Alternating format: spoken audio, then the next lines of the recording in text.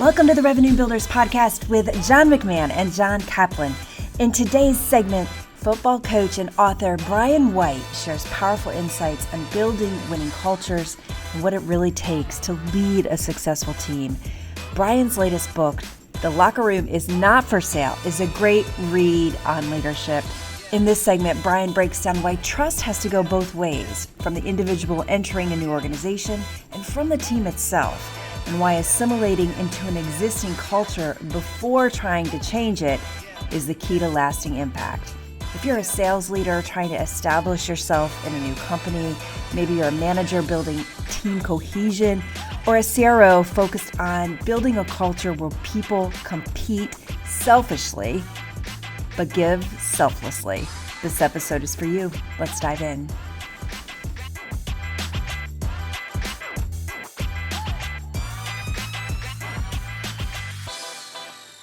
Johnny, I'd like to hear your thoughts on as well. I learned this the hard way. It's not just the trust for the individual.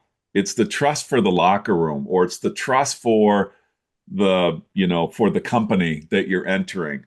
My example is I transferred from Boise State to Bowling Green. They made me report with the freshmen. The coach that recruited me was gone. Blah blah blah. Sad story. I'm in there whipping everybody's tail because I'm mad because my coach is no longer there and I can't transfer again. There was no portal back then. And I remember later on in life when somebody said something to me, they said, John, the people that assimilate best into cultures are the ones that learn how to be the same before they try to establish their difference. Be the same before you try to establish your difference. And I've learned that the hard way in my life. I learned it when I transferred to Bowling Green and I started fighting on the first day when the vets showed up and that wasn't endearing me to anybody. Wasn't winning me any favor in the locker room. I learned it when I went to PTC, and PTC had I came from 10 years of Xerox, and PTC had a very specific way of doing things. And, yes, they wanted input, but they wanted me to learn first the culture of PTC, and then not for me because Johnny called me very specifically and said, I don't want you to be PTC, but I want you to help take PTC to the next level. So there's this trust thing was on both sides. It was for the individual entering the circle, and it was for the circle itself to be able to accept somebody into it. So I just think that's so powerful what you guys are talking about. It really resonates for me. Really resonates. Johnny, do you remember that phone call? No, but I think, as Brian was saying earlier, what I heard in him, what he's saying, I just put it in different words. As a leader, you're either going to build a culture of a bunch of individual me's, which is just subordinate. Whatever you tell me to do, coach, okay, I'll do it, because I just want to play. If I don't play, you're going to penalize me. So it's very transactional leadership. It's just, I'm an individual subordinate. I want to play. You tell me what to do, I'll do it. But there's no team. And a leader like Brian builds a team of, I don't know if I'm using the right word, but they are in some ways followers, because they're a bunch of team and they're saying, okay, coach, I got it. We're a team and we're going to go make this happen. It's selfless versus selfish. The individuals are selfish versus being selfless. And, right. And it has to start with the leader. Yeah, it absolutely does. And people are innately selfish. Yeah. People, whether it's me, you, people innately are selfish. But what I try to drill into my players, I want you to compete selfishly, but give selflessly. Love that. So compete selfishly. Every rep you take as hard and fast as you can go. Be a maniac, be a beast. But you need to give selflessly. You need to give of yourself to the team. You need to understand that there's a bigger purpose to your life and into what you're going to do on this football team. You could be the greatest quarterback in the world, but if you're not getting protection, receivers are dropping balls, you're not going to play well. So it's all going to be coordinated, and it all starts in the locker room by building the walls of the locker room, and then the floor of the locker room is brotherhood. That's what everyone stands on. Everyone stands on the floor of the locker room. That's brotherhood. That's blood. That's what you're trying to create so that you can move through adversity. And the Patriots will be just fine. Don't worry about the Patriots. Mike Vrabel's a great leader, and those players believe in him. They'll be just fine. And I know they're critical of Drake May right now and Will Campbell, the tackle. Those two young players will be great too, because they believe in Mike Vrabel, and Mike Vrabel believes in them. And that's what you're doing in the locker room. Hey, Brian, when you get a guy like Kaplan who comes in and he thinks he's a prima donna, and you want to build and you recognize, hey, these other players, Kaplan's basically like radioactive.